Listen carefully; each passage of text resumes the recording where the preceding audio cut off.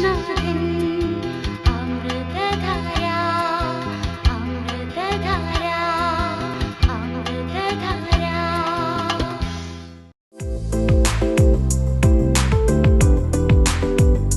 Professor എം.വൈ. യോഹന്നാൻ Thrissur Paravattani corporation ഗ്രൗണ്ടിൽ പ്രസംഗിക്കുന്നു. April 28 ഞായറാഴ്ച വൈകിട്ട് 5 മുതൽ 9 മണി വരെ. ഏവരെയും സ്നേഹപൂർവ്വം സ്വാഗതം ചെയ്യുന്നു.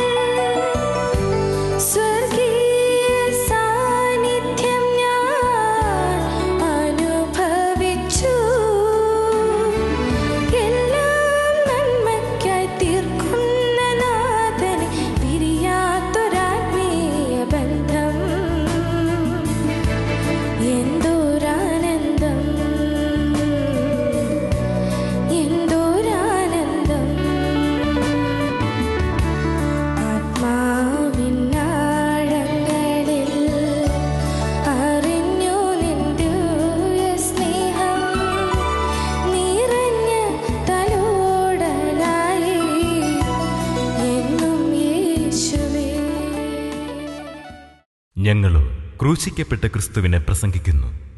ദൈവ തിരുനാമത്തിൻ്റെ മഹത്വം ഉണ്ടാകട്ടെ. യോവേൽ പ്രവാചകൻ്റെ പുസ്തകം 3-ാം അധ്യായം 14-ാം വാക്യം. വിധിയുടെ താഴ്വരയിൽ അസംഖ്യ സമൂഹങ്ങളെ കാണുന്നു.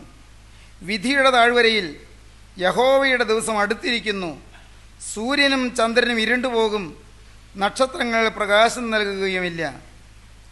വിധിയുടെ താഴ്വരകളെക്കുറിച്ചാണ് നാം ചിന്തിച്ചു കൊണ്ടിരുന്നത്. ആണ്ടിൻ്റെ ആരംഭം മുതൽ അവസാനം വരെ യഹോവയുടെ ദൃഷ്ടി അതിന്മേലിരിക്കുന്നു. താഴ്വരകളെ കടന്നു പോകേണ്ടി വരും, പർവ്വതങ്ങളെ കയറി അപ്പുറം പോകേണ്ടി വരും. ഈ വർഷം പർവ്വതത്തിൻ്റെ അനുഭവങ്ങളുണ്ട്, മല കയറുന്ന അനുഭവങ്ങളുണ്ട്, ക്ലേശഭൂയിഷ്ടമായ അനുഭവങ്ങളുണ്ട്, താഴ്വരകളുടെ അനുഭവങ്ങളുണ്ട്, അധപ്പതനത്തിൻ്റെ അനുഭവങ്ങളുണ്ട്. മലകളും താഴ്വരകളും കടന്നു പോകേണ്ടി വരും. ഒന്നാമത്തെ താഴ്വര സിദ്ദീം താഴ്വര, രണ്ടാമത്തെ താഴ്വര സോരക് താഴ്വര, മൂന്നാമത്തെ താഴ്വര ആഖോർ താഴ്വര, നാലാമത്തെ താഴ്വര ഏല താഴ്വര, അഞ്ചാമത്തെ താഴ്വര കൂരിരുൾ താഴ്വര അല്ലെങ്കിൽ മരണനിഴൽ താഴ്വര, ആറാമത്തെ താഴ്വര കണ്ണുനീർ താഴ്വര, ഏഴാമത്തെ താഴ്വര വിധിയുടെ താഴ്വരയിൽ അസംഖ്യ സമൂഹങ്ങളെ കാണുന്നു. വിധിയുടെ താഴ്വരയിൽ യഹോവയുടെ ദിവസം അടുത്തിരിക്കുന്നു. സൂര്യനും ചന്ദ്രനും ഇരുണ്ടുപോകും, നക്ഷത്രങ്ങൾ പ്രകാശം നൽകുകയുമില്ല. പ്രിയപ്പെട്ടവരെ, ഏതോ ഒരു വലിയ അനർത്ഥത്തിനു വേണ്ടി ഈ ഭൂമി ഇതാ ഒരുങ്ങിക്കൊണ്ടിരിക്കുകയാണ്. ഏതോ ഒരു വലിയ ഭീകരമായ ആപത്തിനു വേണ്ടി ഈ ഭൂമി ഒരുങ്ങിക്കൊണ്ടിരിക്കുകയാണ്. തിരുവചനം പറയും, സഖരിയ പ്രവാചകന്റെ പുസ്തകം 14-ാമത്തെ അധ്യായത്തിൽ പറയും, ഒലിവുമല രണ്ടായി പിളർന്നു പോകുമെന്നാണ്. 14-ാം അധ്യായം 4-ാം വാക്യത്തിൽ നാം അങ്ങനെയാണ് കാണുന്നത്.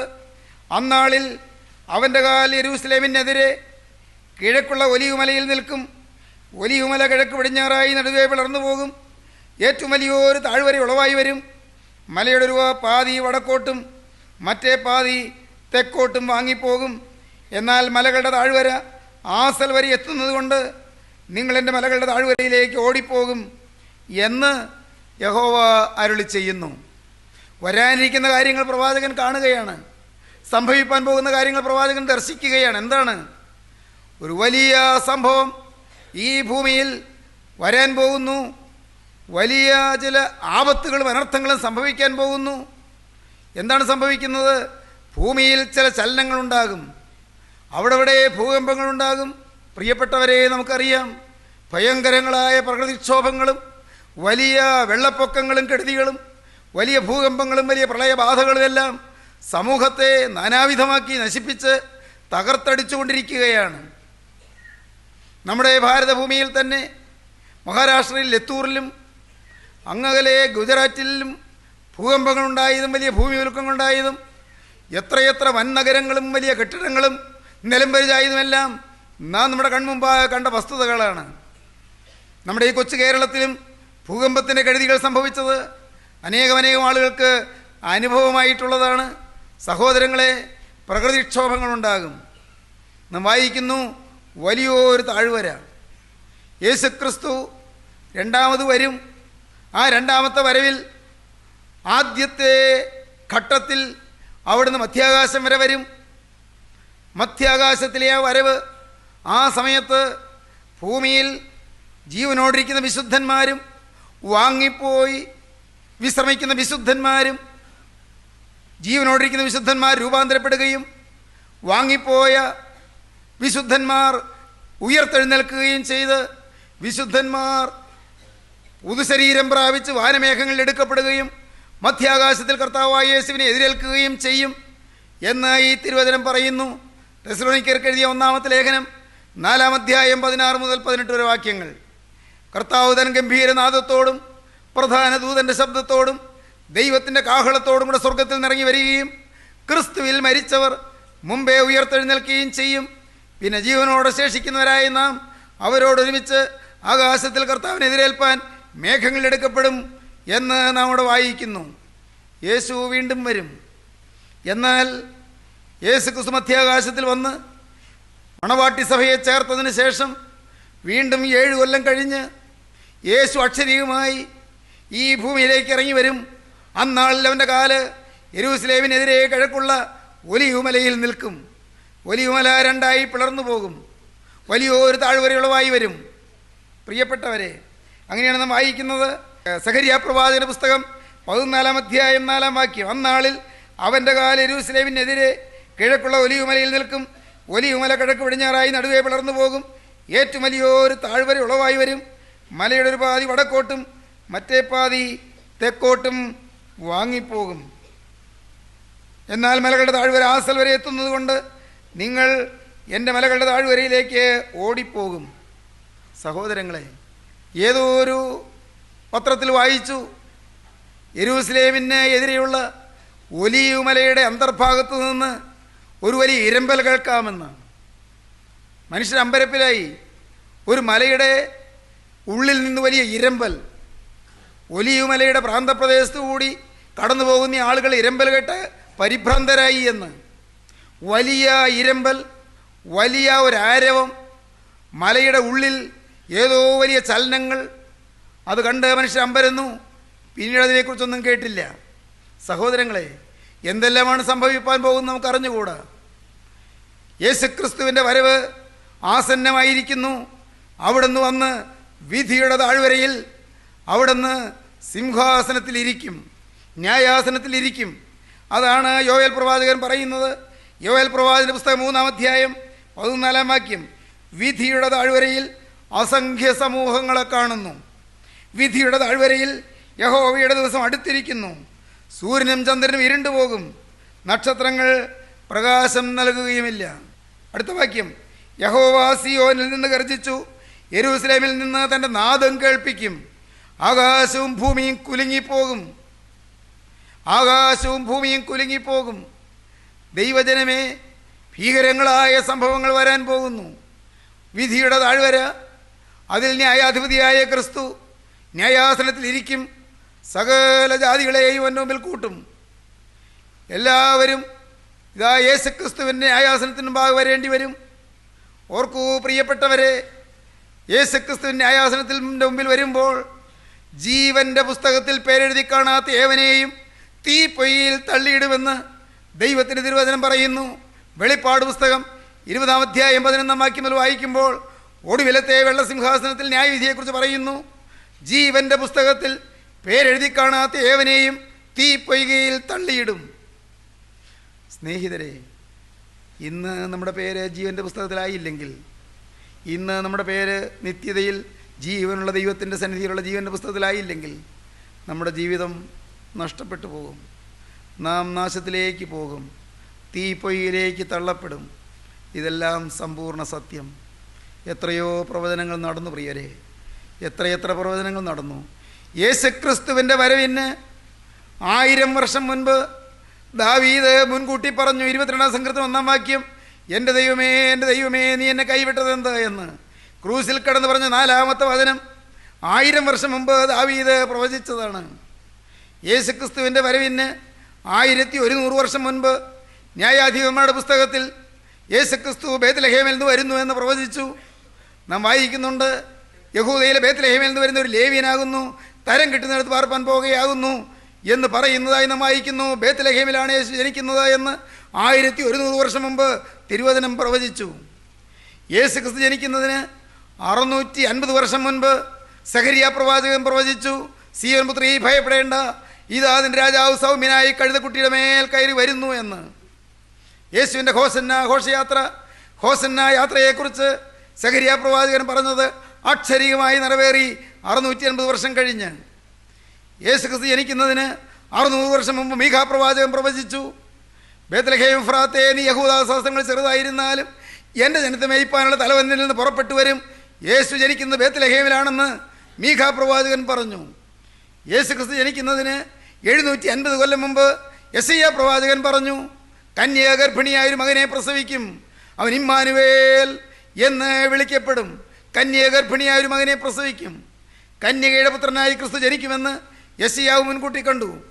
യേശുക്രിസ്തു ജനിക്കുന്നതിന് 750 കൊല്ലം മുമ്പ് യെശയ്യാ പ്രവാചകൻ യേശുക്രിസ്തുവിൻ്റെ ക്രൂശ് മരണം മുൻകൂട്ടി ദർശിച്ചു. യെശയ്യാ പ്രവാചകൻ പുസ്തകം 53 അധ്യായം യേശുവിൻ്റെ പീഡാനുഭവത്തെയും ക്രൂശ് മരണത്തെയും മുൻകൂട്ടി പ്രവചിക്കുന്ന ഭാഗമാണ് നാം കാണുന്നത്. സാക്ഷാൽ നമ്മുടെ രോഗങ്ങളെ അവൻ വഹിച്ചു, നമ്മുടെ വേദനകളെ അവൻ ചുമന്നു. അവൻ നമ്മുടെ അതിക്രമങ്ങൾ നിമിത്തം മുറിവേറ്റും നമ്മുടെ അകൃത്യങ്ങൾ നിമിത്തം തകർന്നുമിരിക്കുന്നു. നമ്മുടെ സമാധാനത്തിനായുള്ള ശിക്ഷ അവൻ്റെ മേലായി, അവൻ്റെ അടിപ്പിണരുകളാൽ നമുക്ക് സൗഖ്യം വന്നിരിക്കുന്നു എന്ന് യെശയ്യാ പ്രവാചകൻ 53-ാം അധ്യായത്തിൽ പ്രവചിച്ചു.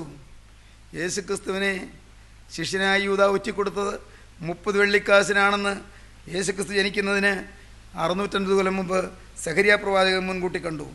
സഖരിയാ പ്രവാചകന്റെ പുസ്തകം 11-ാം അധ്യായം 12-ാം വാക്യം. ഞാൻ അവരോട്, നിങ്ങൾക്ക് മനസ്സുണ്ടെങ്കിൽ എൻ്റെ കൂലി തരുവീൻ, ഇല്ലെന്ന് വരികിൽ തരേണ്ട എന്ന് പറഞ്ഞു. അങ്ങനെ അവർ എൻ്റെ കൂലിയായി 30 വെള്ളിക്കാശ് തൂക്കി തന്നു. എന്നാൽ യഹോവ എന്നോട്, അത് ഭണ്ഡാരത്തിലിട്ട് കളക, അവർ എന്നെ മതിച്ചിരിക്കുന്ന മനോഹരമായ ഒരു വില തന്നെ എന്ന് കൽപ്പിച്ചു. അങ്ങനെ ഞാൻ ആ 30 വെള്ളിക്കാശ് വാങ്ങി യഹോവയുടെ ആലയത്തിൽ ഭണ്ഡാരത്തിലിട്ട് കളഞ്ഞു. 30 വെള്ളിക്കാശിന് യേശു വെറ്റിക്കൊടുക്കുമെന്ന് യേശുക്രിസ്തു ജനിക്കുന്നതിന് നൂറ്റാണ്ടുകൾക്ക് മുമ്പ് പ്രവാചകൻ പറഞ്ഞു. അക്ഷരികമായി നിറവേറി. യേശുക്രിസ്തുവിനെ കുറിച്ച് പറഞ്ഞ പ്രവചനങ്ങൾ ഒന്നൊന്നായി നിറവേറി വന്നു. പ്രിയപ്പെട്ടവരെ, ന്യായവിധിയെക്കുറിച്ച് പറഞ്ഞിരിക്കുന്നതും അക്ഷരികമായി നിറവേറുക തന്നെ ചെയ്യും. സകലമാന മനുഷ്യരും ആ ബാലവൃദ്ധം ന്യായാസനത്തിന് മുമ്പാകെ ചെല്ലേണ്ടി വരും. ബാലൻ മുതൽ വൃദ്ധൻ വരെ അവിടെ ചെന്ന് നിൽക്കേണ്ടി വരും. പുസ്തകങ്ങൾ തുറക്കും. ജീവൻ്റെ പുസ്തകം എന്ന മറ്റൊരു പുസ്തകവും തുറക്കും. പുസ്തകങ്ങളിൽ എഴുതിയിരുന്നതിനൊത്തവണ്ണം മരിച്ചവർക്ക് അവരവരുടെ പ്രവൃത്തികൾക്കടുത്ത് ന്യായവിധി ഉണ്ടാകും. മരിച്ചവർക്ക് അവരവരുടെ പ്രവൃത്തികൾക്കടുത്ത് ന്യായവിധി ഉണ്ടാകും. സമുദ്രം തന്നെയുള്ള മരിച്ചവരെ ഏൽപ്പിച്ചു കൊടുത്തു. മരണവും പാതാളവും തങ്ങളിലുള്ള മരിച്ചവരെ ഏൽപ്പിച്ചു കൊടുത്തു. മരണത്തെയും പാതാളത്തെയും തീപ്പൊയ്കയിൽ തള്ളിയിട്ടു. ഈ തീപ്പൊയ്ക രണ്ടാമത്തെ മരണം. ജീവന്റെ പുസ്തകത്തിൽ പേരെഴുതി കാണാത്ത ഏവനെയും തീപ്പൊയ്കയിൽ തള്ളിയിടുമെന്ന് ദൈവത്തിൻ്റെ തിരുവചനം വ്യക്തമായി പറഞ്ഞിരിക്കുന്നു, അസന്നിഗ്ധമായി പ്രസ്താവിച്ചിരിക്കുന്നു. വെളിപ്പാട് പുസ്തകം 20-ാം അധ്യായം 11-ാം വാക്യം മുതൽ വായിക്കുമ്പോൾ ഈ ഒടുവിലത്തെ ന്യായവിധിയെക്കുറിച്ച് നമുക്ക് കാണാം. സഹോദരങ്ങളെ, യേശു വീണ്ടും വരും. വിധിയുടെ താഴ്വര തുറക്കും. വിധിയുടെ താഴ്വരയിൽ ഇതാ നിത്യരാജാധിരാജനായി ക്രിസ്തു സിംഹാസനസ്ഥനായിരിക്കും. ഇന്ന് മുൾമുടിയേറ്റ് കടന്നുപോയവനാണ്. അവൻ രാജകിരീടം ചൂടി മടങ്ങി വരും. ഇന്ന് കന്നത്തടിയേറ്റ് കടന്നുപോയവനാണ്. അവൻ രാജാധിരാജാവായി, അവൻ ചെങ്കോൽ വഹിക്കുന്നവനായി മടങ്ങി വരും. ഇന്ന് മുഖത്ത് തുപ്പിലേറ്റ് കടന്നുപോയവനാണ്. അവൻ ഇതാ ജാതികളെ ഭരിപ്പാനുള്ള മേയ്പ്പാനുള്ള തലവനായി അവൻ എഴുന്നള്ളി വരും. അവൻ രാജാധിരാജാവായി, അവൻ ചക്രവർത്തികളുടെ ചക്രവർത്തിയായി അവൻ മടങ്ങി വരും. രാജാധിരാജൻ, നിത്യരാജാധിരാജൻ്റെ അരുമകുമാരൻ, അവൻ വീണ്ടും വരും. ദൈവത്തിന് സ്തോത്രം. സഹോദരങ്ങളെ, വിധിയുടെ താഴ്വര. ഈ താഴ്വരയിൽ നിങ്ങൾ ചെല്ലുമ്പോൾ നാം എന്തു ചെയ്യും? നിങ്ങളെങ്ങനെ നിൽക്കും? യഹസ്കേൽ പ്രവാചകൻ അതിനെക്കുറിച്ച് പറയുന്നുണ്ട്. യഹസ്കേൽ പ്രവാചകൻ്റെ പുസ്തകം 22-ാം അധ്യായം 14-ാം വാക്യം. ഞാൻ നിന്നോട് കാര്യം തീർക്കുന്ന നാളിൽ നീ ധൈര്യത്തോടെ നിൽക്കുമോ? നിന്റെ കൈകൾ ബലപ്പെട്ടിരിക്കുമോ? യഹോവയായി ഞാനത് അരുളി ചെയ്തിരിക്കുന്നു, ഞാൻ നിവർത്തിക്കുകയും ചെയ്യും. ദൈവം നമ്മോട് കാര്യം തീർക്കുന്നൊരു നാളുണ്ട്. അവൻ വന്ന് കണക്ക് നോക്കുന്നൊരു നാളുണ്ട്. അവൻ ഓരോരുത്തനും അവനവൻ്റെ പ്രവൃത്തിക്ക് തക്കവണ്ണം പകരം ചെയ്യുന്നൊരു നാളുണ്ട്. കൊരിന്ത്യർക്ക് എഴുതിയ 2-ാമത്തെ ലേഖനം 5-ാം അധ്യായം 10-ാം വാക്യം പറയും, അവനവൻ ശരീരത്തിലിരിക്കുമ്പോൾ ചെയ്തത് നല്ലതാകിലും തീയതാകിലും അതിന് തക്കവണ്ണം പ്രാപിക്കേണ്ടതിന് നാം എല്ലാവരും ക്രിസ്തുവിൻ്റെ ന്യായാസനത്തിന് മുമ്പാകെ വെളിപ്പെടേണ്ടതാകുന്നു. ഓരോരുത്തർക്ക് അടുത്തതായ പ്രവൃത്തികൾക്കടുത്ത് ന്യായവിധി ഉണ്ടാകുമെന്നാണ് തിരുവചനം പറയുന്നത്. ജീവികളെയും മരിച്ചവരെയും ന്യായം വിധിപ്പാൻ ഒരുങ്ങിയിരിക്കുന്നവന് അവർ കണക്ക് ബോധിപ്പിക്കേണ്ടി വരുമെന്ന് പത്രോസിൻ്റെ 1-ാമത്തെ ലേഖനം 4-ാം അധ്യായം 5-ാം വാക്യം പറയുന്നു. പത്രോസിൻ്റെ 1-ാം ലേഖനം 1-ാം അധ്യായം 17-ാം വാക്യം പറയും, മുഖപക്ഷം കൂടാതെ ഓരോരുത്തരും അവനവൻ്റെ പ്രവർത്തിക്ക് തക്കവണ്ണം ന്യായം വിധിക്കുന്നവനെ നിങ്ങൾ പിതാവ് എന്ന് വിളിക്കുന്നുവെങ്കിൽ നിങ്ങളുടെ പ്രവാസകാലം ഭയത്തോടെ കഴിപ്പീൻ. മുഖപക്ഷം കൂടാതെ ഓരോരുത്തനും അവനവൻ്റെ പ്രവർത്തിക്ക് തക്കവണ്ണം ന്യായം വിധിക്കുന്നവനെ നിങ്ങൾ പിതാവ് എന്ന് വിളിക്കുന്നുവെങ്കിൽ നിങ്ങളുടെ പ്രവാസകാലം ഭയത്തോടെ കഴിപ്പീൻ. ന്യായവിധിയുണ്ട്. മുഖപക്ഷം കൂടാതെ ന്യായം വിധിക്കുന്ന ഒരു ദൈവമുണ്ട്. കണക്ക് നോക്കുന്ന ഒരു നാളുണ്ട്. കണക്ക് തീർക്കുന്ന ഒരു നാളുണ്ട്. ഓരോരുത്തരും ദൈവത്തോട് കണക്ക് ബോധിപ്പിക്കേണ്ടി വരുമെന്ന് റോമർ ലേഖനം 14:10 പറയും. ആകയാൽ നമ്മൾ ഓരോരുത്തരും ദൈവത്തോട് കണക്ക് പറയേണ്ടി വരുമെന്ന് റോമർ 14:12 പറയും. പ്രിയപ്പെട്ടവരെ, ആർക്കും നീക്കുപോക്കില്ല. പ്രവൃത്തികൾക്ക് ന്യായവിധിയുണ്ട്, വാക്കുകൾക്ക് ന്യായവിധിയുണ്ട്.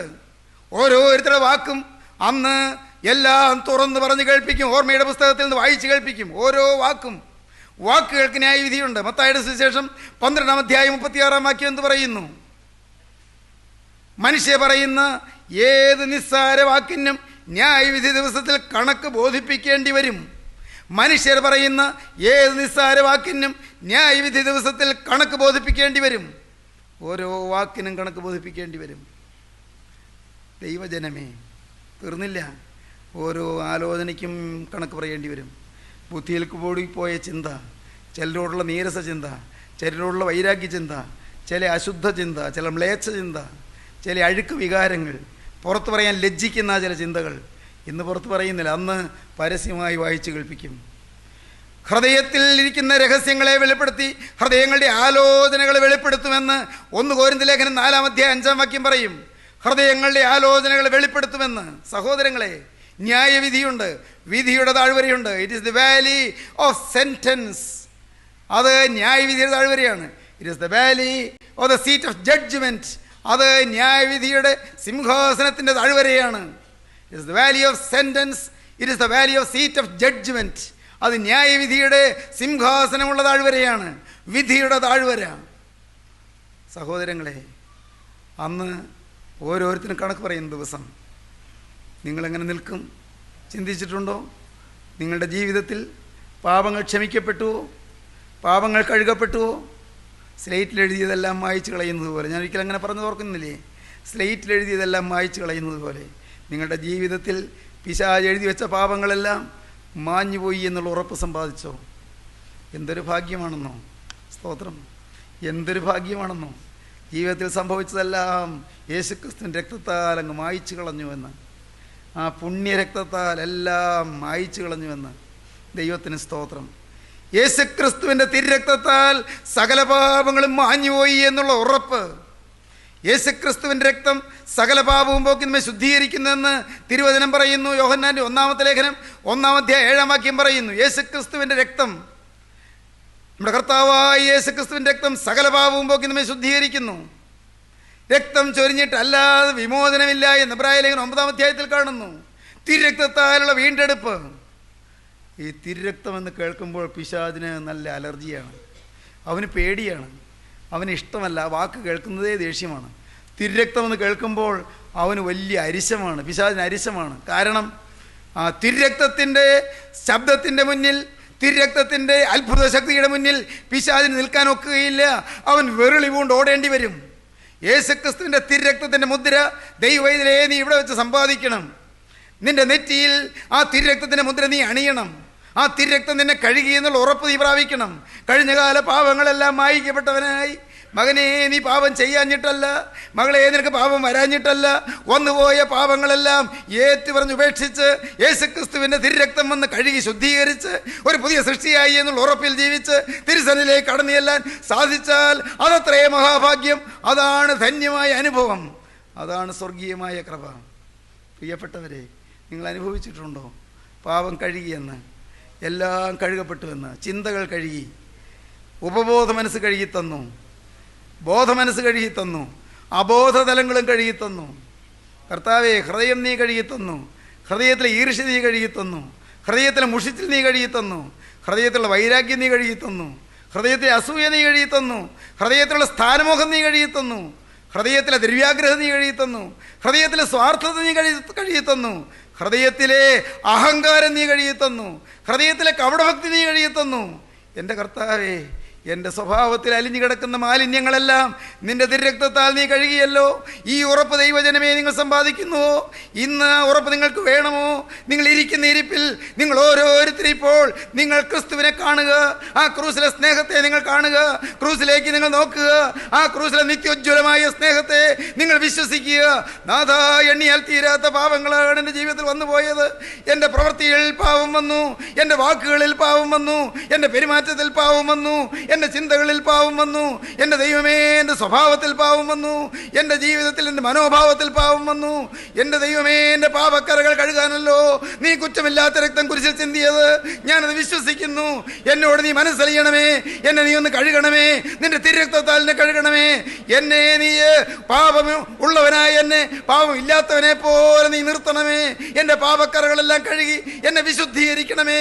ഹൃദയശുദ്ധിയുള്ളവർ ഭാഗ്യവാന്മാർ, അവർ ദൈവത്തെ കാണും. ദൈവത്തിൻ്റെ ഇഷ്ടമോ നിങ്ങളുടെ ശുദ്ധീകരണം തന്നെ. ശുദ്ധീകരണം കൂടാതെ ആർക്കും ദൈവത്തെ പ്രസാദിപ്പാൻ കഴിയുകയില്ല. നമുക്ക് പ്രാർത്ഥിക്കാം. കാരുണ്യവാനായ ദൈവമേ, അൻപുള്ള പിതാവേ, സ്വർഗീയ നാഥ, ഈ മനോഹരമായ സമയത്തിനായി ഞങ്ങൾ നിന്നെ സ്തുതിക്കുന്നു. ജീവന്റെ അരുളപ്പാടുകൾക്കായി ഞങ്ങൾ നിന്നെ സ്തോത്രം ചെയ്യുന്നു. വിധിയുടെ താഴ്വരയിൽ ഞങ്ങൾ ലജ്ജിതരായി നിൽക്കാതിരിപ്പാൻ, വിധിയുടെ താഴ്വരയിൽ ഞങ്ങൾ പരിഭ്രാന്തരായി നിൽക്കാതിരിപ്പാൻ കർത്താവേ, ഇന്ന് ഞങ്ങളുടെ പാപക്കറകൾ കഴുകുന്ന തിരുരക്തം ഞങ്ങളുടെ മുന്നിൽ ഞങ്ങളോട് സംസാരിക്കുന്നതിനായി ഞങ്ങൾ നിന്നെ സ്തുതിക്കുന്നു, ഞങ്ങൾ നിന്നെ സ്തോത്രം ചെയ്യുന്നു. ഇനി വചനം കേട്ട് എല്ലാവരെയും അനുഗ്രഹിക്കണമേ. വചനം കേട്ടവരുടെ മേൽ തിരുരക്തം തളിക്കണമേ. തിരുരക്തത്തിന്റെ അത്ഭുത ശക്തിയാൽ പാപത്തിന്റെയും പിശാചിന്റെയും ശാപങ്ങളുടെയും എല്ലാ കരിനിഴലുകളും മാറണമേ. എല്ലാവരെയും പാപത്തിൽ നിന്ന് മോചിപ്പിക്കണമേ. എല്ലാവരെയും ശത്രുവായ പൈശാചികന്റെ ബന്ധനത്തിൽ നിന്ന് വിടർത്തണമേ. എല്ലാവരെയും അനുഗ്രഹിക്കണമേ. തിരുനാമം മഹത്വപ്പെടുത്തണമേ. യേശുക്രിസ്തുവിന്റെ ജയകരമായ നാമത്തിൽ തന്നെ ആമീൻ.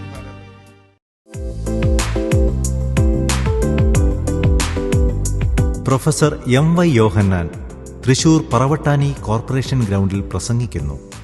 ഏപ്രിൽ 28 ഞായറാഴ്ച വൈകിട്ട് 5 മുതൽ 9 മണി വരെ. ഏവരെയും സ്നേഹപൂർവ്വം സ്വാഗതം ചെയ്യുന്നു.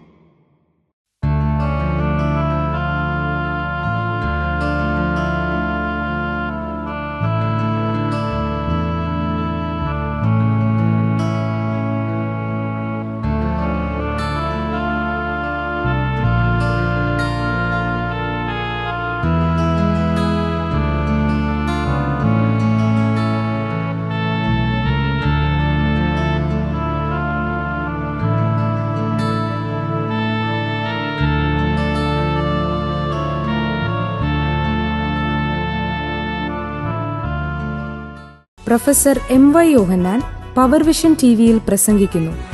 എല്ലാ ദിവസവും രാവിലെ 5:30, ഉച്ചയ്ക്ക് 1:30, രാത്രി 8:30.